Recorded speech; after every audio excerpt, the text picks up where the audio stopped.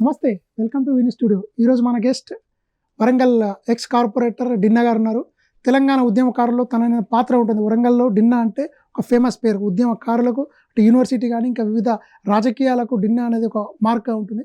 ప్రస్తుతం వరంగల్ అభ్యర్థి పార్లమెంట్ అభ్యర్థిగా పోటీ చేస్తానని తను అంటున్నారు. అంటే ఉద్యమకారులను గుర్తించిన పార్టీ ఈసారి డిన్నాకు అవకాశం ఇస్తుందా? గతంలో కార్పొరేటివ్ విషయంలో కూడా కొన్ని వ్యవస్థలను పార్టీకి బయలాగా ఉండుకుంటూ ఒక లాయల్గా ఉండుకుంటూ టికెట్ త్యాగం చేసిన డిన్నా గారు ప్రస్తుతం ఇప్పుడు వరంగల్ ఎంపీకి పోటీ చేయడానికి సిద్ధంగా ఉన్నారు. దానికి అధిష్టానం ఏ విధంగా తనకు సహకారం చేస్తుంది, ఉద్యమకారులకు మరొకసారి అవకాశం ఇచ్చి పార్టీని నిలబెట్టుకునే దిశగా బీఆర్ఎస్ పార్టీ ప్రయత్నాలు చేస్తుందా? మరిన్ని విషయాలు డిన్నా గారు తెలుసుకున్నాం. డిన్నా గారు నమస్తే అండి. నమస్తే అండి. ఎలా ఉందండి రాష్ట్రంలో బీఆర్ఎస్ పరిస్థితి? టీఆర్ఎస్ కాస్త బీఆర్ఎస్ అయింది, ఆ తర్వాత రిజల్ట్ చూశారు, ఏ విధంగా అనిపిస్తుంది అసలు? వాస్తవంగా రాజకీయాలలో గెలుపు ఓటమి సహజం. 2 టర్మ్ చేసినాం. మాది కూడా కొన్ని లోపాల వల్ల ప్రభుత్వంలో రాలేకపోయినాం. అయినా కూడా 38 వచ్చినాయి. ఇంకొకటి ఏంటంటే 3 డిజిట్స్ 4 డిజిట్ తోటి చాలా మందికి కొంత 10-15 నుంచి ఎమ్మెల్యే అభ్యర్థులు ఓడిపోయడం జరిగింది. అంటే కొద్ది తేడాతోటి మేము ప్రభుత్వాన్ని ఏర్పరచుకోలేక, అంటే ఒక 60,000 ఆకాంక్షను నెరవేర్చిన పార్టీకి అవకాశం ఇచ్చారు. బంగారు తెలంగాణ చేస్తా అన్నారు, పథకాల మీద పథకాలు ఇచ్చారు, 2 దఫాలు గెలిచారు. మళ్ళీ ఒక కొత్త పథకాలు ఇచ్చే సిచ్యువేషన్ లేక, మేనిఫెస్టో కరెక్ట్ లేక పార్టీ ఓడిపోయిందంటారు. లేదండి. దేశంలోనే తెలంగాణ రాష్ట్ర సమితి కేసీఆర్ గారు ఇచ్చిన పథకాలు దేశంలో ఏ రాష్ట్రంలో లేదు. ఒకటి మా తప్పు ఎక్కడ జరిగింది అని అంటే, పథకాలు డైరెక్ట్ లబ్ధిదారికి పోయినాయి. ఇప్పుడు ఉదాహరణకు ఒక పథకం రావాలంటే, ఒక పథకం ఇండ్యూస్ చేయనప్పుడు ఎమ్మెల్యే, సీఎం దగ్గర నుంచి మినిస్టర్ దగ్గర నుంచి ఎమ్మెల్యే గారికి వస్తే, ఎమ్మెల్యే గారి దగ్గర నుంచి అటు సర్పంచా లేకపోతే కార్పొరేటరా ఎంపీటీసా, ఇట్లా పథకాలు వాళ్ళ ద్వారా ఒక లబ్ధిదారికి పోతే, మేము ఎలక్షన్ టైంలో అమ్మ మీకు ఈ పెన్షన్ ఇచ్చినాం, మేము మీ కళ్యాణ లక్ష్మి ఇచ్చినాం, మేము ఈ షాదీ ముబారక్ ఇచ్చినాం, ఇప్పుడు ఒక దళిత బంధు ఇచ్చినాం, లేదా ఇంకా రైతు బంధు ఇచ్చినాం అని ఇట్లా కొన్ని మా వల్ల చెప్పుండే. ఇప్పుడు డైరెక్ట్ ఆన్లైన్ అయ్యే వరకు పథకాలు ఎవరి ద్వారా లాభం వస్తున్నాయి అనేది కూడా కొంత పబ్లిక్లో తెలియలేకపోయింది. అందులో మేము కొంత తప్పు జరిగిందని మేము అనుకుంటున్నాం. చూసుకున్నట్టయితే 10 సంవత్సరాల తర్వాత ఉద్యమకారులని, ఉద్యమ లీడర్లని చాలా వరకు పార్టీ విస్మరించింది. ఈసారి ఆ పార్టీని ఓడగొట్టాలని ఉద్యమకారులు ప్రిపేర్ అయ్యారు అని అంటున్నారు. లేదండి, అట్లాంటిలేదు. ఇప్పుడు ఉద్యమకారులను విస్మరించింది అని అంటే, ఉదాహరణకు ఒక బల్క సుమన్ను చూడండి, గాయర్ కిషోర్ గారిని చూడండి. నన్ను టీఆర్ఎస్ పార్టీ అప్పుడు ఉద్యమంలో క్రియాశీలకంగా ఉన్న కాబట్టి నాకు పార్టీ ఒక్కసారి కార్పొరేటర్ అవకాశం ఇచ్చింది. వాస్తవంగా అందరికీ చేయలేకపోయింది. కొంతమందికి ఆశ అనుకున్న వాళ్ళందరికీ కాలేకపోయింది. కానీ కొంతమందికి అయితే ఉద్యమాలకు న్యాయం జరిగిందని నేనైతే భావిస్తున్నా. న్యాయం జరిగింది కూడా. పెట్టిన పథకాలు కూడా బీఆర్ఎస్ ఇంప్లిమెంట్ చేసిన పథకాలు, దాని పేర్లు మార్చి చేస్తారు. ప్రజలు ఎందుకు నమ్మారండి? అసలు బీఆర్ఎస్ ఇచ్చిన పథకాలను మీరు కాపీ చేస్తున్నారని వాళ్ళు నమ్మలేకపోయారు. బీఆర్ఎస్ పథకాలు ఇయ్యందే రెండోసారి ప్రభుత్వం ఎట్లా వస్తుందండి? రెండోసారి ఇప్పుడు ఫస్ట్ సారి 60 చేంజ్ తోటి వచ్చింది, నెక్స్ట్ టైం 88 వచ్చింది. మా దాంట్లో కూడా వాస్తవంగా ఒప్పుకోవాలి, మేము కొంతమంది ఎమ్మెల్యే అభ్యర్థులు ఉన్నారు చూసినాం మొన్న, అందులో వాళ్ళ ద్వారా పార్టీకి నష్టం వచ్చింది. కానీ కేసీఆర్ను నష్టం చేయాలని, కేసీఆర్ గారిని ఊడగొట్టాలని అయితే ప్రజలు ఎప్పుడు లేరు. ఇప్పుడు గత సుమారు 60-70 రోజులు అవుతుంది ప్రభుత్వం వచ్చి. ఇప్పుడు ప్రజలకు అర్థమైపోతుంది, అబ్బా మేము ఎమ్మెల్యేని ఓడగొట్టుకోవాలనుకున్నాం కానీ కేసీఆర్ ఓడిపోతలేడని అనుకోలే అని ఇట్లా కామన్ మ్యాన్ అందరూ ఆలోచిస్తున్నారు. అందరూ మార్పు అంటున్నారు. మీరే చూడండి, ఇన్ని సంవత్సరాలలో మనకు కరెంట్ ప్రాబ్లం ఉన్నదా? ఇప్పుడు 2 నెలల కాంచి ఎంత ప్రాబ్లం అవుతుంది చూడండి. ఎన్నిసార్లు కరెంట్ పోతుంది. ఎగ్జాంపుల్ కరెంట్ ఇష్యూలే. వాస్తవంగా కొన్ని మా పొరపాట్లు కూడా ఉన్నాయి. ప్రభుత్వంలో మేము ఉన్నప్పుడు కొంచెం కార్యకర్తలను కలవకపోవడము, ఉద్యమకాలను కలవకపోవడము, సీనియర్లు పట్టించుకోవడం వల్ల కొంత వాళ్ళు నారాసాయి హట్ అయిపోయారు. అది మాత్రం వాస్తవం. అంటే ప్రధానంగా బీఆర్ఎస్ పార్టీ అధికారం కోల్పోవడానికి లీకులు అనే ఒక వాదన ఉంది. దానికి ఏమంటారు? లీకులు అనే దానికైతే నేను భావించానండి. వాస్తవంగా ఏదైనా 2 టర్ములు చేసినప్పుడు కొంత వ్యతిరేకత స్టార్ట్ అవుతుంది. మా దాంట్లో బేసికల్గా నేను ఆ వ్యతిరేకత అంటే తెలంగాణలో ఒక ప్రత్యర్థి పార్టీ లేని అనే దిశగా బీఆర్ఎస్ పార్టీ అంటే తెలంగాణ కాదని మళ్ళీ ఒక రాష్ట్ర రాజకీయాలకు, దేశ రాజకీయాలకు బీఆర్ఎస్ అని సృష్టించారు. మాకు ఎదురు లేదని. ఆ ఎదురుకి ఇప్పుడు ఎదురుగా లేదా? ఇప్పుడు కాంగ్రెస్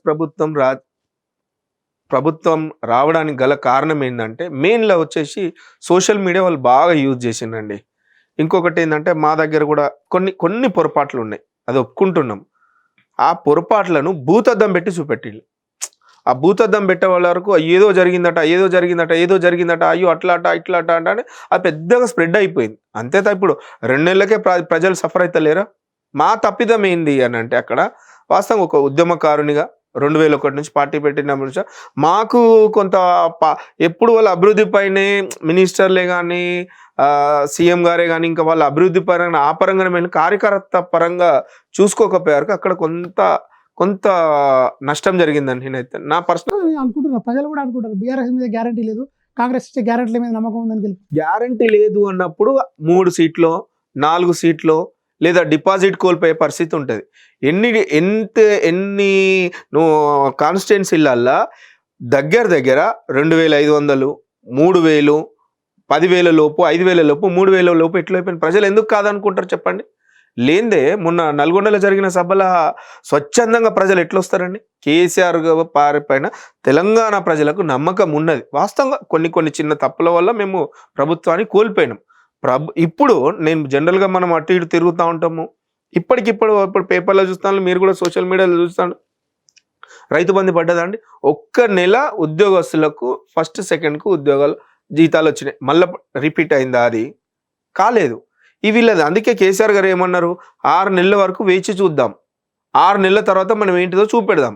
వాళ్ళ ప్రభుత్వంలో వచ్చింది ఇప్పుడే కదా, వాళ్ళ తప్పిదాలు తెలుసుకొని వాళ్ళు ఏంటిది ఏందని తెలుసుకొని అప్పుడు మనం వాళ్ళ తప్పుదాన్ని తీసుకొచ్చి పబ్లిక్లోకి చూపెడదాం. పబ్లికే మనకు చూపెడతారు వాళ్ళ తప్పిదాలు అనేది సీఎం గారు చెప్పడం జరిగింది. దానికే ఇప్పుడు అంత పెద్దగా మేము హార్డ్గా వాళ్ళను ప్రభుత్వాన్ని విస్మరిస్తలేము. ఉద్యమకారులు కానీ కేసీఆర్ అతి సన్నిహితులు కూడా ఈ పార్టీ మీద నమ్మకం లేదు అనే దిశగా చేరికలను చేస్తున్నారు, మంతనాలు చేస్తున్నారు. దానికి ఏమంటారు? ఇప్పుడు పార్టీ మీద నమ్మకం లేనిదే మా సభ్యత్వం దేశంలో 3వ స్థానంలో ఉన్నామండి మేము పార్టీ మీద సభ్యత్వం. ఇప్పుడు ఇంత మీరు లేదంటున్నారు కదా, లేదు నమ్మకం లేదన్నప్పుడే టీఆర్ఎస్ పార్టీ ఎంపీ అభ్యర్థుల కోసం ఎంతమంది లైన్లు ఉన్నారు, ఎంత కాంపిటీషన్ ఉన్నది అది మీకు తెలుసు. నేను ఒక అభ్యర్థిని కాబట్టి అది ఓడిపోయే పార్టీ అయ్యో అది దాని ఉనిగిడి లేదని ఎవరంటే మేము పోటీ పడుతున్నాము. ఎంతమంది సుమారు 15-20 మంది వరంగల్ పార్లమెంట్ అభ్యర్థి కోసం ఆ టికెట్ కోసం అందరం పోటీ పడుతున్నాం. లేదే నమ్మకం లేదే మేము పోటీ పడతాం. ప్రజలు ఏమంటున్నారు, మాలాంటి వాళ్ళు ఏమంటున్నారు, కొత్త వారికి కాకుండా పాత వాళ్లకు, ఉద్యమంలో కష్టపడ్డ వాళ్ళకు ప్రియారిటీ ఇస్తే బాగుంటుంది అని నాలాంటి వాళ్ళు చాలామంది ఏకీభవిస్తున్నారు. మొన్న జరిగిన వాస్తవంగా మేము ఇప్పుడు ఒప్పుకుంటున్నాం కదా, మొన్న జరిగిన అసెంబ్లీ ఎలక్షన్లో కొంత పర్సెంట్ కనుక ఎమ్మెల్యేలను మారిస్తే మేము ఈరోజు కంపల్సరీ మేము ప్రభుత్వంలో ఉండేటోళ్ళం. ఈ ఎమ్మెల్యేల వ్యతిరేకతనే ప్రభుత్వం మీద పడ్డది. ఈ ఎమ్మెల్యేల వ్యతిరేకత వల్లనే కేసీఆర్ గారి పైన పడ్డది. ఎందుకు మేము ఓడిపోవాలంటే ఎట్లా ఓడిపోతారండి? పోయినసారి 2014 కాంగ్రెస్ టీడీపీ ఎట్లా ఓడిపోయింది, 2018 టీడీపీ కాంగ్రెస్ ఎట్లా ఓటమి ప్రజలు తిరస్కరించాలంటే అది మమ్మల్ని ప్రజలు తిరస్కరించలే. మా కొంత టెక్నికల్గా మా ఇష్యూస్ తోటి కొంత మేము లాస్ అయినాం తప్ప ప్రజలు మమ్మల్ని ఇప్పటికీ ఆశీర్వదిస్తారు. రానున్న పార్లమెంట్ ఎలక్షన్లో మీరు చూడండి, వరంగల్ పార్లమెంట్ సెగ్మెంట్ సంబంధించిన ఒక ఎమ్మెల్యే అభ్యర్థి తప్పితే మిగతా కూడా కాంగ్రెస్ గెలుస్తారు. ఎలా సాధ్యమవుతుందండి విజయం? దాదాపు వాళ్ళకు 2 లక్షల లీల్లో ఉన్నారు పార్లమెంట్ లీల్లో. అసలు బీఆర్ఎస్కి మార్పు కోసం అనే బీఆర్ఎస్ అంటే తెలంగాణ తెచ్చిన వాదాన్ని, తెలంగాణ చేసిన పథకాలని, రైతు బంధు కాదని, కళ్యాణ లక్ష్మి కాదని ప్రజలు కాంగ్రెస్ పట్టం కట్టారు. ఈసారి అదే గాలి వేరే విధంగా ఇస్తే పార్టీ పరిస్థితి ఎలా ఉంటుంది? 2009 గురించి నేను చెప్తా. 2009 జనరల్ ఎలక్షన్స్ అయినప్పుడు టీఆర్ఎస్ పార్టీ అయిపోయింది, కూలిపోయింది అన్నప్పుడు ఉమ్మడి జిల్లా లెవెల్లో వినయ్ భాస్కర్ గారు మాజీ శాసనసభ్యులు గెలవడం జరిగింది ఇక్కడ. అప్పుడు కూడా అందరు పార్టీ అయిపోయింది మూసుకున్నారు, వైఎస్ మింగేస్తుండు, కాంగ్రెస్ చేస్తుండే అన్నారు. ఫ్రాక్షన్ ఆఫ్ కొన్ని మంత్స్ తర్వాత ప్రజలు ఎట్లా దీవించాలని మేము రాజీనామా చేసిపోయినప్పుడు తర్వాత దీక్ష తర్వాత మేము సాధించుకోలేదా? పోయినసారి ఓటమికి అంటే 60 చిల్లర ఉన్నప్పుడు సెకండ్ టర్మ్ మా ప్రభుత్వం నచ్చే కదా 88 దాకా వచ్చినాం మేము. అప్పుడు ఆనాడు కేసీఆర్ గారు తెలంగాణ పార్టీ పెట్టినప్పుడు 1-2-3 ఉండే. ఇప్పుడు టీఆర్ఎస్ పార్టీలో పెద్ద స్థాయిలో ఉన్నోళ్ళు కూడా కేసీఆర్ గారిని అప్పుడు తిట్టిండ్లు, ఇది గాలిపోయే పార్టీ, తెలంగాణ కోసం ఎన్నో పార్టీలు వచ్చినాయి, కేసీఆర్ గారి పైన మాకు నమ్మకం లేదు, అది ఇది అన్నోళ్ళు టీఆర్ఎస్ పార్టీలో పెద్ద పదవులు అనుభవించిందండి వాళ్ళు. మేమొస్తామని లైన్లో ఉండిపోయిండ్లు. మాకు కొంత బ్రేక్ వచ్చింది వాస్తవము. ఆ బ్రేక్ను మా తప్పిదాలను మేము ఎట్లా రికవర్ చేసుకోవాలో అది కూడా మా గౌరవ కేటీఆర్ గారు కొన్ని గ్రౌండ్ లెవెల్లో కాన్స్టిట్యున్సీ లెవెల్లో అన్ని మీటింగ్లు కూడా పెట్టడం జరుగుతుంది. వాస్తవంగా కొంతమంది బిజినెస్ లావాదేవీలు వాళ్ళన్నిట్లు ఉన్నోళ్ళు, గత ప్రభుత్వంలో తప్పు చేసిన వాళ్ళు, కేసులు ఉన్నోళ్ళు, కబ్జాలు ఉన్నోళ్ళు, ఇంకా వివిధ వ్యక్తిగతంగా వాళ్ళ లాభాల కోసం కొంతమంది పోతుండని నేను కూడా విన్నా. అందరు పోతలేరు. గతంలో కూడా టిఆర్ఎస్ పార్టీ ఒక అలయన్స్ తోని పోయేది, అంటే అధికారంలో లేనప్పుడు. ఇప్పుడు అధికారం లేరు, రానున్న పార్లమెంట్ ఎలక్షన్లో ఏదైనా పార్టీతో ములాఖాత్ అయ్యే ఛాన్స్ ఉందండి? మేము ఏ పార్టీతో పోయినామండి? 2018లో సింగిల్గా పోయినాం మేము. అధికారంలో లేనప్పుడు అప్పుడు మేము ప్రతిపక్షం. మా వాయిస్ ఏంటిది? మా అల్టిమేషన్ గోల్ అప్పుడు అల్టిమేట్గా తెలంగాణను సాధించాలన్నప్పుడు తెలంగాణకు అనుకూలంగా ఉన్న పార్టీలందరితో మేము కలుపుకొని పోయినాం. అలా తప్పులేదు కదా. ఇప్పుడు మాత్రము మేము సింగిల్గా పోటీ చేస్తామని మేము అనుకుంటున్నాం. అధిష్టానం కేసీఆర్ గారు ఎట్లా ఎలక్షన్లో బలమైన ఒక వాదం ఏంటంటే బీఆర్ఎస్ బీజేపీ ఒకటే ప్రధానంగా బీఆర్ఎస్ ఓడిపోవడానికి ప్రధాన కారణం అదే అంటున్నారు. లేదండి, అరే మీరు ఎట్లా నిరూపిస్తారు బీజేపీ బీఆర్ఎస్ ఒక్కటని చెప్పండి? అంటే కవిత ఎపిసోడ్ కూడా ఒక ప్రే గేమ్ లాగా చేశారు, ప్రజల్ని తప్పుదోవ పట్టించడానికి కేసులు అడావిడి చేశారు. కానీ బీజేపీను బీఆర్ఎస్ ఒక్కటే అనే నినాదమే బీఆర్ఎస్ కూటమి కారణం. అది వాళ్ళు అట్లా వాడిల్లండి. కాంగ్రెస్ వాళ్ళు ఇప్పుడు ఇందాక మీకు అన్నట్టు సోషల్ మీడియా కొంతమంది యువకులను వాళ్ళు పట్టుకొని ఏం చేసిందంటే బీఆర్ఎస్ బీజేపీ ఒకటని కొన్ని సెక్యులర్గా ఉన్న వాళ్ళందరినీ, మరి ముఖ్యంగా మైనార్టీస్ని మైండ్ డిస్టర్బ్ చేసి ఇది మతానికి కులానికి సంబంధించిన వ్యవస్థ అని వాళ్ళు రెచ్చగొట్టి బీఆర్ఎస్ బీజేపీ ఒకటే అని ప్రచారం చేసి ఇప్పుడు నేను వాళ్ళు మన రాజేందర్ అన్న ఎలక్షన్స్ అప్పుడు తమరే కూడా ఉన్నారు, అందరు ఉన్నారు. అప్పుడు మీరు కూడా లైవ్ పెట్టి మాకు హుజరాబాద్ ఎలక్షన్స్ అప్పుడు పెద్ద స్థాయిగా ఉన్న కాంగ్రెస్ లీడర్ను పోటీ చేయకుండా చిన్న డిపాజిట్ కూడా కోల్పోయిన లేని అభ్యర్థికి ఇచ్చిండ్రు అని అంటే అది ములాఖాత్ అయినట్ట కాదట చెప్పండి. ఇప్పుడు మీకు ఒకటి స్టేట్ క్వశ్చన్ ఇస్తున్నాండి. ఇన్ని సంవత్సరాలల్లా ఎప్పుడైనా బీజేపీ కాంగ్రెస్ను ప్రశ్నించిందా, వ్యతిరేకించిందా?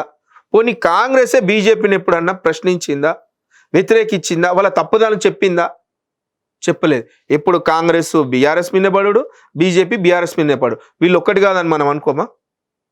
వాళ్ళు ఇంటర్నల్ ఒకటై జాతీయ పార్టీలే ఉండాలి దేశం మొత్తంలో, ప్రాంతీయ పార్టీలు ఉండొద్దు, ప్రాంతీయ పార్టీలు ఎట్లనైనా ఖతం చేయాలన్న ఉద్దేశంతో చీకటి ఉత్తమంతో టిఆర్ఎస్ పార్టీని కుట్రలో భాగంగా కొంత ఇట్లా చేయాలని కుట్ర చేస్తున్నారు, అంతమించి ఏం లేదు.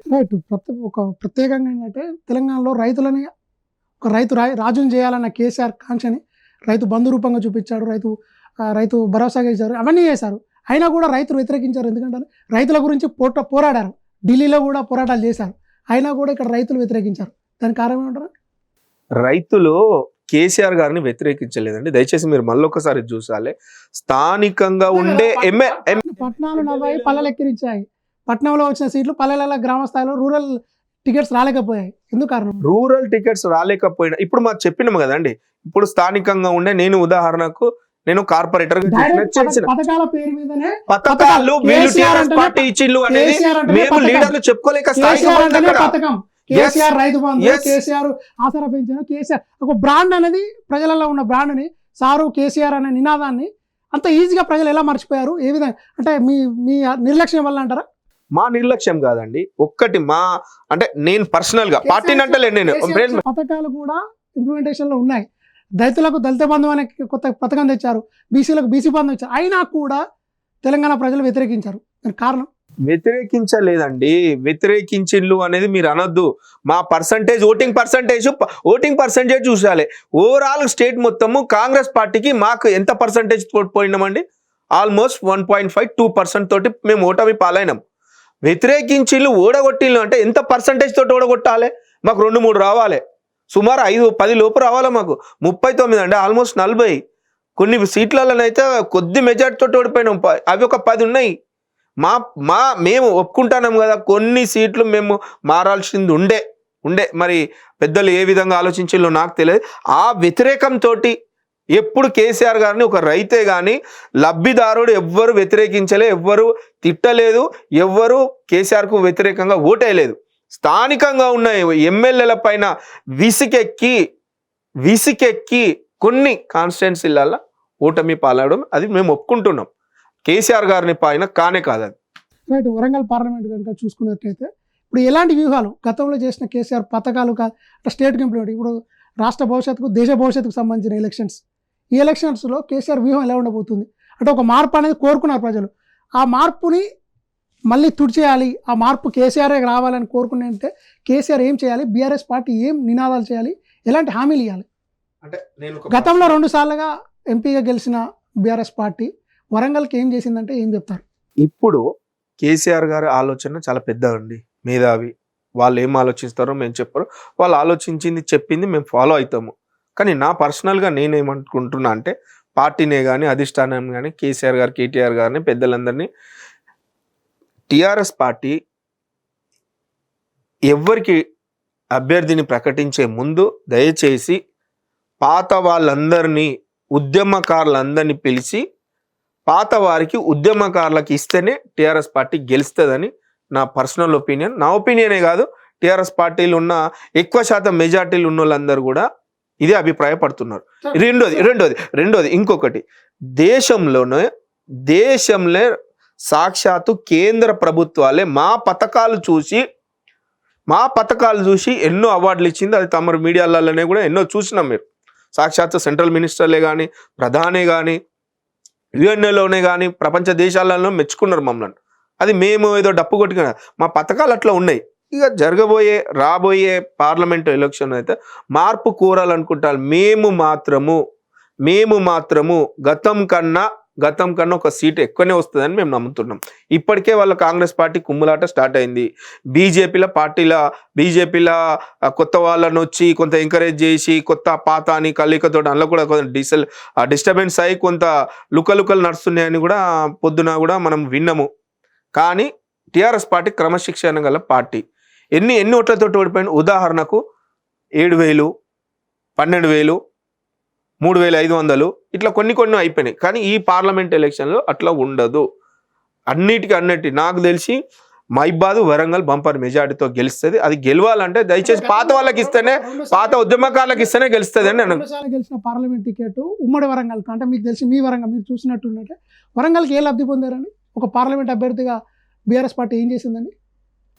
నేను చెప్పడం కన్నా మీరు సమయం ఎప్పుడని ఇస్తే పార్లమెంట్ పరిధిలో ఉన్న 7 కాన్స్టిట్యుయెన్సీలను నేషనల్ హైవేస్తో పాటు మీకు కొన్ని చెప్పుకుంటే కనుక చూసుకుంటూ పోతా, మీకు చూపెడతా. మీరు ఎప్పుడైనా సమయం ఇస్తే ఒక కాజీపేట నుంచి అంటర్ రోడే రండి, ఒక కాజీపేట నుంచి వయా కేయూ రోడ్కే రండి, పద్మాక్షమ్మ గుట్ట సైడ్కే రండి, భద్రకాళి బంటికే రండి.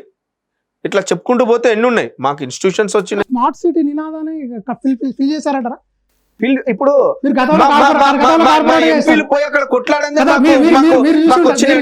మీరు చూసుంటారు వరంగల్ నుంచి, మీరు పుట్టినప్పటి నుంచి చూస్తుంటారు.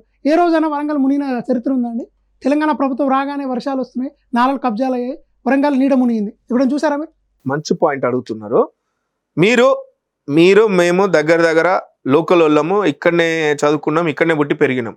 ఒకప్పుడు నాలాల పరిస్థితి ఎట్లుండండి? దగ్గర 100 మీటర్లు 150 మీటర్లు నాలాలు ఉండే. ఇన్ని సంవత్సరాలు ఎవరు పాలించాలంటే టీఆర్ఎస్ ప్రభుత్వం పాలించి 9.5 సంవత్సరాలే.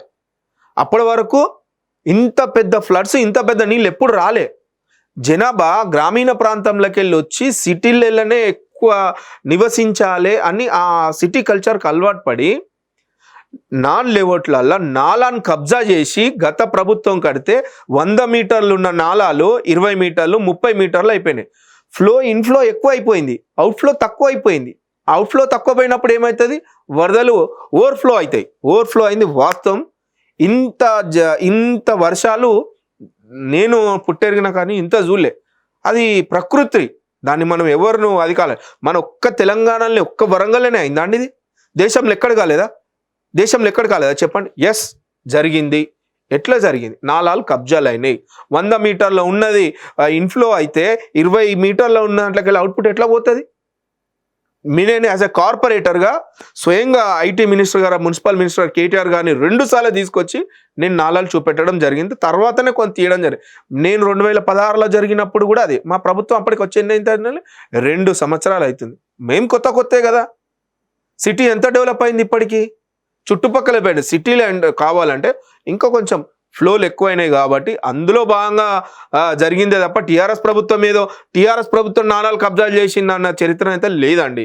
గత ప్రభుత్వాలు చేసిన తప్పిదాలు వల్ల ఓవర్ఫ్లో ఎప్పుడు లేని విధంగా నీళ్ళు వచ్చి ఎప్పుడు లేని విధంగా వర్షాలు వస్తే ఆ యాక్సిడెంటల్గా జరిగింది. అది తప్పిదమే, మేము ఒప్పుకుంటున్నాం. అంటే గతంలో కూడా బీఆర్ఎస్ ఎంపీ చేసిన పనితీరును చూస్తున్నాం. ఈసారి రెట్టింపుగా పథకాలు రావాలి, వరంగల్కు పార్లమెంట్ సంబంధించిన బిల్స్ తేవాలండి. ప్రత్యేకంగా ఏమున్నాయండి వరంగల్కి రావాల్సినవి? నేను యాజ్ ఏ ఒక వరంగల్గా వాదిగా నాకు ఒక స్వార్థం ఉంటుందండి. ఒక సెంట్రల్ యూనివర్సిటీ రావాలి, 2-3 ఐఐటీలు రావాలి, నేషనల్ హైవేస్ ఇంకా పెరగాలి, మెట్రోస్ రావాలి. మెట్రోస్ ఎక్కడి నుంచి రావాలి? కాజీపేట వరకు మన కనెక్షన్ ఉందండి వయా ట్రైన్ రూట్. మనకు కాజీపేట్ ఒక భారతదేశానికి సౌత్ నార్త్కు కనెక్టింగ్ అయ్యే రోడ్డు మన కాజీపేట నుంచి ఉన్న లైన్.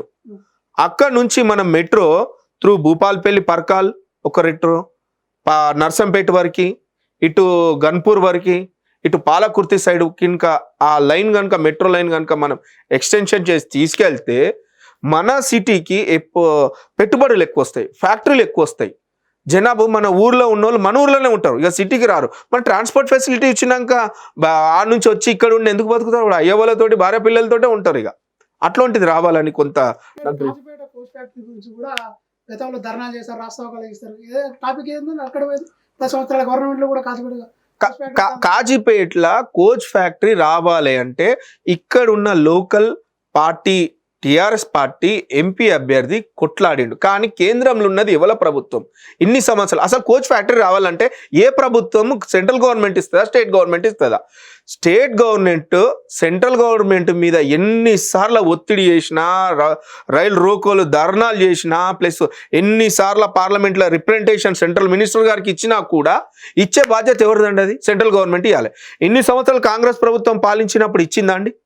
సరే, ఇప్పుడు దగ్గర 10 సంవత్సరాలకు పాలిస్తుంది ఎవరు? బీజేపీ ప్రభుత్వం. వాళ్ళు కూడా ఇవ్వచ్చుగా, వాళ్ళు ఎందుకు ఇవ్వలేదండి? ఎవరన్నారండి? మీరు టైం ఇస్తే బీజేపీ లీడర్లు కూడా వాళ్ళు చెప్పారు, శ్వేతపత్రం రిలీజ్ చేయండి, మాకు రాష్ట్ర ప్రభుత్వం నుంచి ఈ అవసరాలు కావాలని చేసి ఏ రోజు కూడా అడిగింది లేదు. వరంగల్ అభివృద్ధికి ఎలాంటి మాకు కావాలని చేసింది లేదు. వ్యక్తిగతంగా మేము బీజేపీ చేసిన స్మార్ట్ సిటీ పనులు తప్పితే తెలంగాణ రాష్ట్ర ప్రభుత్వం చేసింది ఏం లేదని చెప్పి వాళ్ళు లాస్ట్ టైం ఎలక్షన్ లో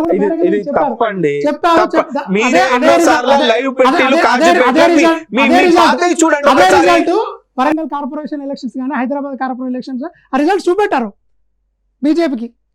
ఏం చూపెట్టిందండి బీజేపీకి? మా మేయర్ కాదా, మా డిప్యూటీ మేయర్ కాదా? మా మేయర్ కాదా, మా డిప్యూటీ మేయర్? గతంలో బీజేపీ పార్టీకి చెందిన మేయర్ ఉండే అండి. గతంలో బీజేపీ పార్టీకి ఉన్న మేయర్ ఉండే, ఇప్పుడు లేరు. గతంలో బీజేపీ పార్టీకి ఉన్న ఎమ్మెల్యే ఉండే, ఇప్పుడు లేరు. టీఆర్ఎస్ పార్టీకి చెందిన ఎంపీ, టీఆర్ఎస్ పార్టీకి చెందిన ఎమ్మెల్యే, టీఆర్ఎస్ పార్టీకి చెందిన డిప్యూటీ మేయర్లే ఉన్నారు. ప్రజలు అట్లా దీవించిళ్ళు. వాస్తవం అండి, మా రిప్రజెంటేషన్లు లేవా? మా ఎంపీలందరూ పట్టుకొని సెంట్రల్ మినిస్టర్ గారికి ఎన్నిసార్లు పోయి కలిసిళ్ళు మాకు తెలియదా? అప్పుడున్న ఎంపీ వినోద్ కుమార్ గారు ఎన్నిసార్లు పోయి రిప్రజెంటేషన్లు ఇచ్చిళ్ళు కాంగ్రెస్ గవర్నమెంట్కి మాకు తెలియదా? మీరు కనుక మీడియా పరంగా మాకు ఏమైనా టైం ఇస్తే మేము చేసిందని చూపెడదు. మీరే ఎన్నోసార్లు కాజీపేటలో మేము ధర్నాలు చేస్తే కోచ్ ఫ్యాక్టరీ కోసం మీరే ఎన్నో డిబేట్లు తీసుకున్నారు, లైవ్లు తీసుకున్నారు, మా బయటలు తీసుకున్నారు. ఇంకా ఏం చేయాలి మేము? ఒక ఎంపీగానే గెలిపి ఇప్పుడు రైల్వే జేఏసీ వాళ్ళు ఉన్నారండి. రైల్వే జేఏసీ వాళ్ళు కోచ్ ఫ్యాక్టరీ కోసం ఎన్నిసార్లు మా ద్వారా ధర్నాలు ర్యాలీలు చేసిలో మీ అందరికీ తెలుసు. అప్పుడు కేంద్రంలో ఏ ప్రభుత్వం ఉన్నది? ఒకప్పుడైతే కాంగ్రెస్ ప్రభుత్వం ఉండే, ఇచ్చినరా? ఇప్పుడైతే బీజేపీ ప్రభుత్వం ఉన్నదండి. అంతేందుకని మొన్న బడ్జెట్లో జస్ట్ ఫ్యూ డేస్ బ్యాక్ ఏం చేసిందండి బీజేపీ ప్రభుత్వం? తెలంగాణకి ఏం చేసింది చెప్పండి? రాగానే 7 మండలాలు అటేసుకపోయిందా? తెలంగాణకు వచ్చిన ఎన్ని సెంట్రల్ యూనివర్సిటీ కానీ ఐఐటీలే కానీ ఇంకా చెప్పుకుంటూ పోతే ఎన్ని కంపెనీస్ని గుజరాత్కి మహారాష్ట్రకి ఎత్తుకోబోలేదా వాళ్ళు? వివక్ష బీజేపీకి. తెలంగాణ అంటే వివక్ష. తెలంగాణ ఇయ్యద్దనే ఉంటుంది బీజేపీకి. తెలంగాణ అంటే వివక్ష, బీఆర్ఎస్ పార్టీ అంటే వివక్ష. తెలంగాణ అంటే వివక్ష. తెలంగాణ పుట్టి ఎప్పుడండి? 2001 ఏప్రిల్ నాడు పుట్టింది మాకు. అంతకుముందు వాజ్పేయి గారు మనకు ప్రధానిగా చేయలేదా? అప్పుడు బీజేపీ పార్టీ తెలంగాణకి ఏం చేసింది? అప్పుడు ఇవ్వచ్చు కదా. ఉద్యమం లేదా 69 నుంచి? 69 మరిదశ ఉద్యమం 2001 నుంచి వచ్చింది కదా. అప్పుడు బీజేపీ పార్టీ అప్పుడు తెలంగాణ ఎందుకు ఇవ్వలేదు మరి? 1-2 రాష్ట్రాలు అనలేదా? మాట తప్పలేదా? చెప్పండి. బీజేపీ ఎప్పుడు కూడా తెలంగాణ పైన వివక్ష చూపెడుతుంది, సవతి ప్రేమే. మరి ముఖ్యంగా అందులో వరంగల్కి అయితే ఇంకా సవతి ప్రేమే. వరంగల్కు కేంద్ర ప్రభుత్వం నుంచి ఏం చేసింది చెప్పండి. ఇప్పుడు చూడండి, మేడారం జరుగుతుంది కదండి, మనం దైవంగా భావించే అదో కుంభమేళ మనకు 3 కోట్ల అనిస్తే జాతీయతత్వం చేయాలనుకున్నాం, ఇచ్చిండా అండి 3 కోట్ల. ఒక కేంద్ర మంత్రి సెంట్రల్ మినిస్టర్ కిషన్ రెడ్డి గారు మన తెలుగు వాళ్ళు అయ్యి ఉండి, మన తెలంగాణోడు అయ్యి ఉండి 3 కోట్లు ఇస్తారా? ఇప్పుడు దీనికన్నా మీకు అర్థమైందా ఎంత వివక్ష ఉన్నది? ఇట్లా చెప్పుకుంటూ పోతే ఇప్పటి నుంచి రేపు ఈ టైం వరకు బీజేపీ తెలంగాణ పైన వివక్ష ఎందుకు చూపెట్టింది, ఎన్ని విధాల మనల్ని నష్టం చేసిందని నేను ఒక ప్రింటే ఇస్తాను మీకు. ప్రధానంగా ఇప్పుడు తెలంగాణలో మీకు అంటే మీకు వ్యతిరేక పార్టీ, మీరు పోరాడే పార్టీ ఏది చూస్ చేసుకుంటారంటే రాష్ట్రంలో ఈ ప్రభుత్వాన, ఇప్పుడు దేశంలో కూడా మీరు మీ పార్టీ కూడా ఉంది, దాంతో కొట్లాడతారు? మేము ఫస్ట్ రాష్ట్రంలో మేము కొట్లాడతామండి. ఫస్ట్ మా ఇండ్లలో మేము కొట్లాడుకొని తర్వాత ఊరు బయటికి వెళ్తాం. మాకు తెలంగాణ ప్రత్యర్థి మాత్రము కాంగ్రెసే. మీరు అన్న మాటకు అని చూస్తారు, ఇంట గెలిచి రచ్చగలవరని మీరు అన్న మాటకు దానికి ఎదురు మరి ఏం గెలిచారని తెలంగాణ వాదాన్ని భారత రాష్ట్ర సమితిగా మార్చారని ఏము చేసి ఇన్ని సంవత్సరాలు కాంగ్రెస్ ప్రభుత్వం బీజేపీ తప్ప కేంద్రంలో దేశవ్యాప్తంగా రావద్దా? పక్క రాష్ట్రాలు మహారాష్ట్ర, పక్క రాష్ట్రాల ఛత్తీస్గఢ్ వాళ్ళు వచ్చి మమ్మల్ని తెలంగాణలో కలపండి, తెలంగాణ పార్టీని టీఆర్ఎస్ పార్టీని బీఆర్ఎస్ చెయ్యండి, మీ పథకాలు బాగున్నాయి, మీకు 24 గంటలు నీళ్లు ఉన్నది, 24 గంటలు మాకు కరెంట్ ఉన్నది, అంతకుమించి ఏం కావాలి? ఒక ఆడబిడ్డ పెళ్ళి అయితే 1,00,000 రూపాయలు ఇస్తున్నారు, దేశంలో ఎక్కడ ఇవ్వలేదు. రైతు బంధు ఉన్నది, దేశంలో ఎక్కడ లేదు. దళిత బంధు ఉన్నది, దేశంలో ఎక్కడ లేదని పక్క రాష్ట్ర వాళ్ళు వచ్చి సీఎం గారి పైన, ఆనాటి కేసీఆర్ గారి పైన, ఆనాటి సీఎం కేసీఆర్ గారి పైన, టీఆర్ఎస్ అధిష్టానం పైన ఒత్తిడి తీసి వాళ్ళ ఇష్టపరంగా దేశవ్యాప్తంగా మాకు పథకాలు కావాలి, దేశవ్యాప్తంగా 24 గంటల నీళ్లు ఉండాలి, దేశవ్యాప్తంగా 24 గంటల కరెంటు ఉండాలి అనే ఉద్దేశంతో మేము బీఆర్ఎస్ పార్టీని పెట్టడం జరిగింది. ఇప్పుడు మా ఉద్యమకారులకు ఒక ఆయుపట్టు అనేది తెలంగాణ, మీరు కూడా ఒక ఉద్యమకారులు. ఆ ఉద్యమకారులని ఇప్పుడు కొంత పక్కన పెడుతున్నారు, ఆ ఉద్యమ పేరు లేదు, ఉద్యమకారులు లేరు. ఆ ఉద్యమకారులు మీరు కూడా ఇప్పుడు పోరాడుతున్నారు. ఆ పోరాటానికి తగ్గ ప్రతిఫలం ఉంటుందండి. గతంలో కూడా మళ్ళీ ఒక కార్పొరేటర్ టికెట్ కోసం ఆశించారు, ఉద్యమకారులకు అదే ఉద్యమకారులు ఆశించారు, కానీ రాలేదు. ఇప్పుడు ఎంపీ టికెట్ వస్తుందని ఎట్లా భావిస్తున్నారండి? వాస్తవంగా కొంత ఉద్యమకారులకు అడిగే హక్కు ఉందంటారా? 100% ఉన్నది. తెలంగాణ పార్టీ పుట్టింది ఎందుకండి? ఒక రాష్ట్రం తేవాలే, సపరేట్ తెలంగాణ రాష్ట్రం రావాలి అని. ఆ రాష్ట్రం కోసం కొట్లాడిన వాళ్ళం మేమందరం. తెలంగాణ వచ్చినాక అప్పుడు ఒక్కసారి ప్రభుత్వంలో కూడా ఉంటే మనం ఎట్లుంటుంది, మన ఐడియాలజీ మనం కొట్లాడి తెచ్చుకున్న తెలంగాణను మనమే పరిపాలించాలన్న ఉద్దేశాన్ని పరిపాలించినాక బ్రహ్మాండంగా ప్రజలందరూ దీవించి 60 చిల్లరిచ్చి మనకు ప్రభుత్వం ఇచ్చిండ్రు. మరలా ఆ అభివృద్ధిని చూసి 66 ఇచ్చిండ్రు. కొంత పక్క రాష్ట్రాల వాళ్ళ రాజకీయ కుట్రలను తెలంగాణ టీఆర్ఎస్ పార్టీని ఉంచొద్దని చీల్చాలే, ప్రభుత్వాన్ని కూల్చాలనే ఉద్దేశంగా కొన్ని కుట్రల్లో భాగంగా కొంతమందిని చేర్పించుకొని ఇప్పుడు మాకు రాజకీయంగా అవకాశం రాదని ఒక ఉద్యమకారుడు అంటే అధికార పార్టీని కాదని బీఆర్ఎస్ పార్టీలోకి వచ్చి చేసిన స్టేషన్ కనుపూర్ ఎమ్మెల్యే రాజయ్య కూడా రాజీనామా చేశాడు. అంటే ఉద్యమకారులకి ఇలా ప్లేస్మెంట్ లేదని, దానికి ఏమంటారండి? ఇప్పుడు ఉద్యమకారులు ప్లేస్మెంట్ లేదే పల్లారాశ్వరెడ్డికి జనగాం ఇచ్చిండ్రా అండి? ఉదాహరణకు చెప్తాను, ఆయన ఉద్యమకారుడైనా పాతోడే కదా. ఎమ్మెల్యే మార్చి ఇవ్వడం అనేది ఒక ఉద్యమకారుడికి ఇచ్చే గౌరవం అంటారా? ముత్తిరెడ్డి గతంలో పార్టీకి ముత్తిరెడ్డికి 2 సార్లు ఇచ్చిండ్లా, అంతకుముందు ఉప్పలాలేరు అక్కడ కూడా ఇచ్చడం జరిగిందా? 4 సార్లు ఇచ్చిండ్లు, కాదంటే అక్కడ మార్పు. ఇంతకుముందు మీరు అన్నారు చూసిన ఎందుకు ఓడిపోయింది, ఎందుకు అది కాలేదంటే కొంత మా తప్పిదంలో మా ఎమ్మెల్యేల తప్పిదం కొంత అది భూతద్దం చూపెట్టి అది ప్రభుత్వం అంటే ప్రత్యేకంగా అట్లా స్టేషన్ కనుపూర్ జనగా మాత్రమే మార్చడం జరిగింది. మిగతా ఎమ్మెల్యేలంతా పనితీరు బాగుందని సర్వే ఇచ్చారా? సర్వేలో కూడా ఉంది కదా. లేదండి, మీరు ప్రాతినిధ్యం వహిస్తున్న పశ్చిమం కానీ, తూర్పు ఎలక్షన్ కానీ, ఇంకా పరకాల కానీ, భూపాలపల్లి కానీ చాలా వరకు ఉన్నది, అయినా కూడా మార్చలేదు. అంటే సర్వేలు తప్పించాయటారా? వీళ్ళు అవినీతి పరులు కాదా? అవినీతి పరులు ఉన్నారంటే ఇప్పుడున్న ప్రభుత్వంలో ఉన్న ప్రభుత్వ ప్రజాప్రతినిధులు ఉన్నారు, ప్రభుత్వంలో వాళ్ళదే కదండి. అవినీతి ఉన్నదంటే మాపై వెతకండి, మేము జరిగిన అవినీతి ఏందో చూపెట్టండి. ఇట్లా మీడియా ముందు సోషల్ మీడియాల మీద చేయకండి. మీరు 1,00,000 మెజారిటీ ఇచ్చిన వర్ధనపేట నియోజకవర్గం మన జిల్లాలో నాకు తెలిసి అది కూడా ప్రజలు వ్యతిరేకించారు. అంటే అక్కడ అభివృద్ధి జరగలేదంటారా? 100% ఎక్కువ శాతము అభివృద్ధి జరిగింది అని అంటే వర్ధనపేట పరకల్లా వాస్తవంగా జరిగిందండి. కానీ కాంగ్రెస్ వేవ్ కొంత వచ్చింది. ఇప్పుడు మీరు అన్నారు చూసిన చిన్న 10 రూపాయల దాన్ని మొత్తం భూతబ్బంలో చేసి కొట్టి దాన్ని పెద్ద చేసి అది చూస్తే ప్రజలు నమ్మి భ్రమపడి సరే ఆ మార్పు వాళ్ళు ఇచ్చిళ్ళు. ప్రజల ఇచ్చిన తీర్పును మేము గౌరవిస్తాం, ప్రజా తీర్పును మేము గౌరవిస్తాం. కానీ ఒక 6 నెలలు చూడండి మీరు, ఇదే స్టూడియోలో నన్ను పిలిచి మాట్లాడితే 6 నెలల ఇప్పుడు గెలిచిన ఎమ్మెల్యేల వర్క్ స్టైల్ ఎట్లుంటుంది, గత ఎమ్మెల్యేలు చేసిన వర్క్ స్టైల్ ఎట్లుంటుందో మీరు చూడండి. అవినీతి అని అంటున్నారు కదా, ఇప్పుడు మీ ప్రభుత్వం ఉన్నదండి. నేను మీ ఛానల్ ద్వారా ఛాలెంజ్ చేస్తున్నా, అవినీతి ఎమ్మెల్యేలను ఉంటే మీరు తీయండి, వాళ్ళపైన ఏం యాక్షన్ తీసుకుంటే తీసుకోండి. ఏం చేయని వాళ్ళకి అవినీతి అని మమ్మల్ని ఒక అడ్వర్టైజ్మెంట్ పెడుతున్నారు కదా. చేస్తున్నారు కదా, కాళేశ్వరం అవినీతి అనేది బహిర్గతమైంది. కొన్ని రాష్ట్రాలకు అదొక మార్గదర్శకంగా యునెస్కో స్టేట్ ఇంకా అవన్నీ వచ్చేసి వీడియోలు తీశారు, అయినా కూడా లీకేజ్ జరిగాయి. దానికి సింపుల్గా ఏం చెప్తారండి, 100లో ఒక 99 ఉన్నాయి, ఒక మేస్త్రి తప్పు చేశాడంటారా? నేను మాత్రం పర్సనల్గా అట్లానా, నేను యాజ్ ఏ కామన్ మ్యాన్గా నేను అట్లానా, తప్పు జరిగింది, కొంత జరిగింది. కానీ ఒక పెద్ద కన్స్ట్రక్షన్ అనుకోని విధంగా నాకు తెలిసి భారతదేశంలో అంత పెద్ద ప్రాజెక్టు లేదు. చిన్న తప్పిదాలను టెక్నికల్ ప్రాబ్లమ్స్ ద్వారా కొంత జరిగింది, అది మేము ఒప్పుకుంటున్నాం. కానీ ఇప్పుడు ఒకటే ఎగ్జాంపుల్ చెప్తా. మా దగ్గర కాకతీయ కెనాల్ ఉంటుందండి. కాకతీయ కెనాల్ వరంగల్ జిల్లాలో కొన్ని 100 కిలోమీటర్లు పాస్ అవ్వకుండా అన్ని జిల్లాలకు పాస్ అవుతాయి. ఎప్పుడన్నా ఇన్ని సంవత్సరాలల్లా ఎప్పటికీ 24/7 కాకతీయ కెనాల్లో నీళ్లున్న చరిత్ర ఇంతకుముందు ఎప్పుడైనా చూసిండ్రా? ఒక్కటి. నాకు కామన్ మ్యాన్, నేను ఏం కావాలంటే ఒక రైతుకు, ఒక కామన్ మ్యాన్కి ఏం కావాలి, నాకు కరెంట్ ఉన్నదా లేదా, నాకు నీళ్ళు వస్తున్నాయా లేవా, నా పంట పండుతుందా లేదా, నాకు ఒక కామన్ నీడ్స్ నాకు సాటిస్ఫై చేస్తుందా గవర్నమెంట్ అన్నట్టే చూస్తాము. కాళేశ్వరం ద్వారా లాభం జరిగింది, దాంతోపాటు కొంత టెక్నికల్గా అది అనుకోకుండా జరిగిందా లేదా ప్రకృతి ద్వారా ఏదైనా యాక్సిడెంటల్గా జరిగిందా, కొంత యాక్సిడెంటల్గా జరిగింది. దాన్ని కూడా రిపేరింగ్ చేసుకోవచ్చు. రిపేరింగ్ చేసుకునే ఇంజనీర్లు సత్తా అది ఉన్నది. లేదే మేము కడతా అంటే ఎందుకు ఆపలేదండి? ఉదాహరణకు ఇది తప్పు అని మీరు అంటున్నారు కదా, అప్పుడున్న కేంద్రంలో ఉన్నదైతే బీజేపీ ప్రభుత్వమే కదా, మరి ఆపచ్చు కదండి, ఆపలే. అది ఒక మంచి ప్రాజెక్ట్, వందల సంవత్సరాలకు యూజ్ అయ్యే జనరేషన్కి అవసరమయ్యే ప్రాజెక్ట్ అది. అవునా కదా చెప్పండి. ఇప్పుడు సరే అండి, ఇప్పుడు నాకు ప్రభుత్వం దాన్ని తప్పు అని చూపెడుతుంది, కేంద్రంలో తప్పు. ఇంటర్నేషనల్ లెవెల్లో దాని గురించి పాజిటివ్గా మాట్లాడిన ఎవరు లేరా అండి?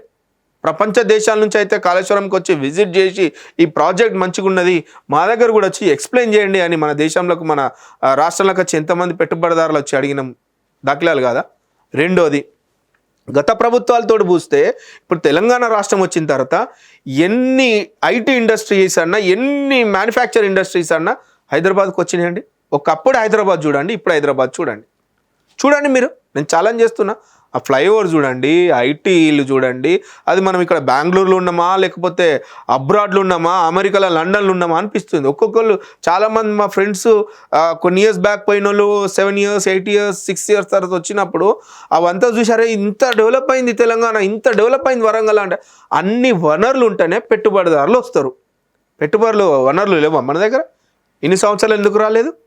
కాళేశ్వరం నీళ్ళు ఇప్పుడు ఇట్లా జరిగింది అట్లా జరిగింది. మొన్న నల్గొండ మీటింగ్ పోయినప్పుడు అంటుండ్రు, నల్గొండల ఫ్లోరైడ్ వాటర్ తోటి ఎంతమంది ప్రాణాలు వదిలిపెట్టిళ్ళు, ఎంత ఫిజికల్ హ్యాండిక్యాప్డ్గా వాళ్ళ జీవితాలు అయిపోయినాయి.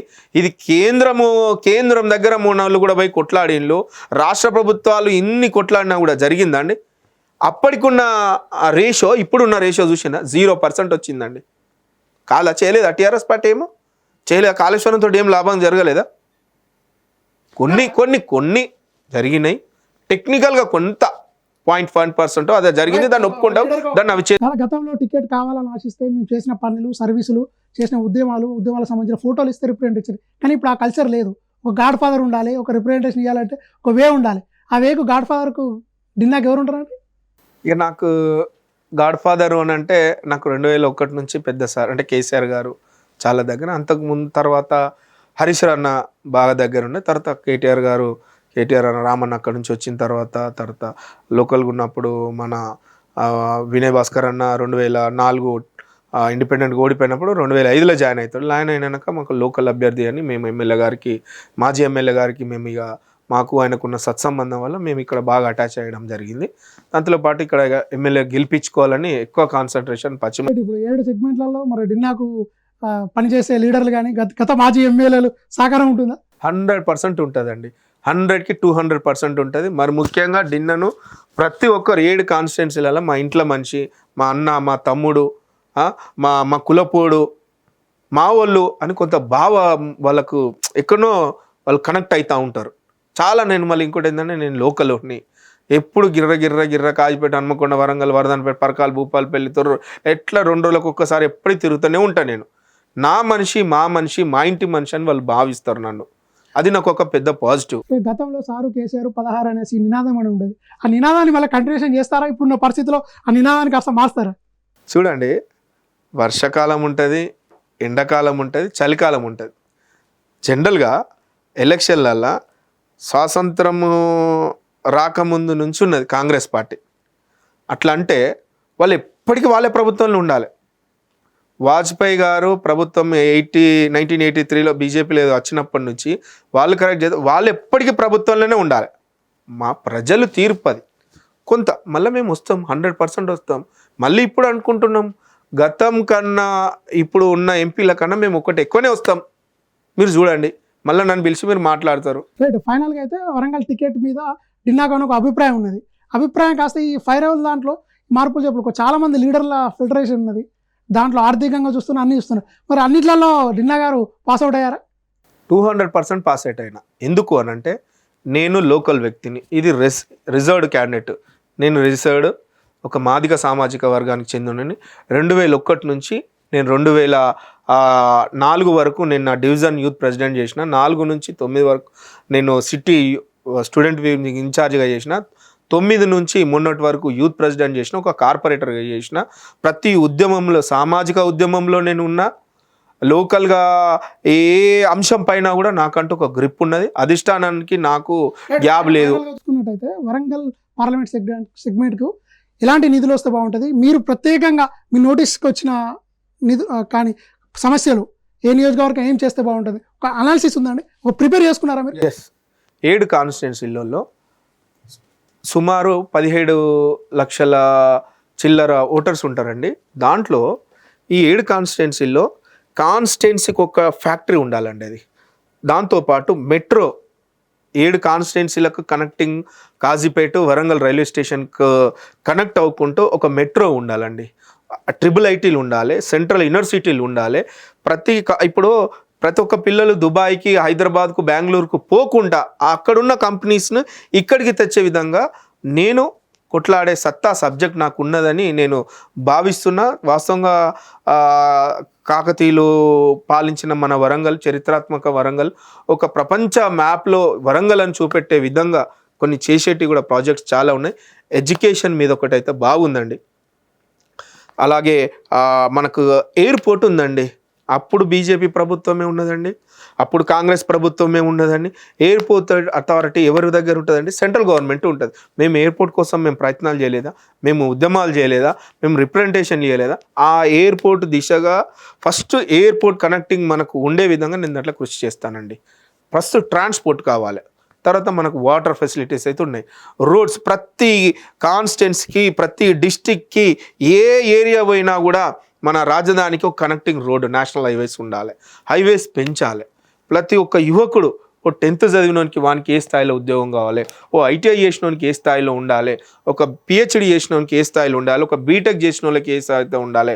ఇట్లా చదువుకునే విధంగా ప్రతి ఒక్కరు గవర్నమెంట్ జాబ్ చేయాలంటే కొంత కష్టం. కొంత ప్రైవేట్ సెక్టార్స్ ఉంటాయి, ఫ్యాక్టరీస్ ఒకటి ఉంటుంది, కొంత CSR ఫండ్తో తీసుకొచ్చి కూడా కొంత డెవలప్మెంట్ చేయొచ్చు.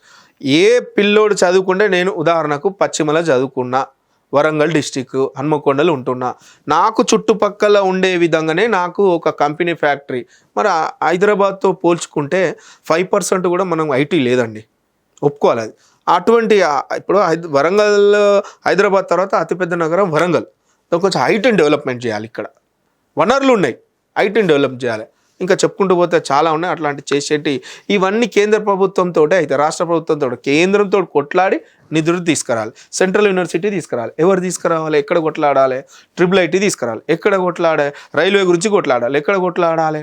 ఎయిర్పోర్ట్ నుంచి కొట్టాలి. ఎయిర్పోర్ట్ నుంచి ఇవన్నీ ఎక్కడ కావాలి?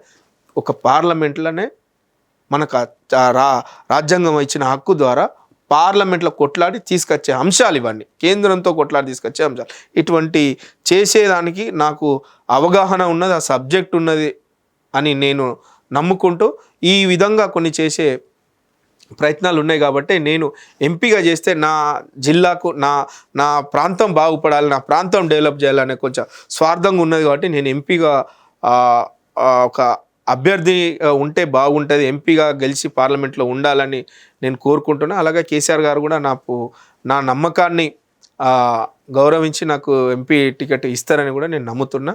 ప్రజలు ఇచ్చినాక ఆ రోజు నన్ను ఉద్యమంలో ఏ విధంగా నా కడుపులో పెట్టుకొని నన్ను కాపాడుకున్నారు, ఆ రోజు కార్పొరేటర్గా ఫస్ట్ లిస్ట్లో నా పేరు పెట్టుకున్నప్పుడు ఏ విధంగా నన్ను కాపాడుకున్నారు, ఇప్పుడు కూడా నన్ను కులాలకు మతాలకు పార్టీలు అతీతంగా నన్ను దీవించి పార్లమెంట్ పంపుతారని నేను నమ్ముతున్నాను. రైట్. తెలంగాణ ఉద్యమం అంటేనే ఉద్యమకారులకు అవకాశం కల్పిస్తుంది. ఉద్యమకారులకు రాజకీయంగా భవిష్యత్తు నిర్మించిన పార్టీ బీఆర్ఎస్ పార్టీ.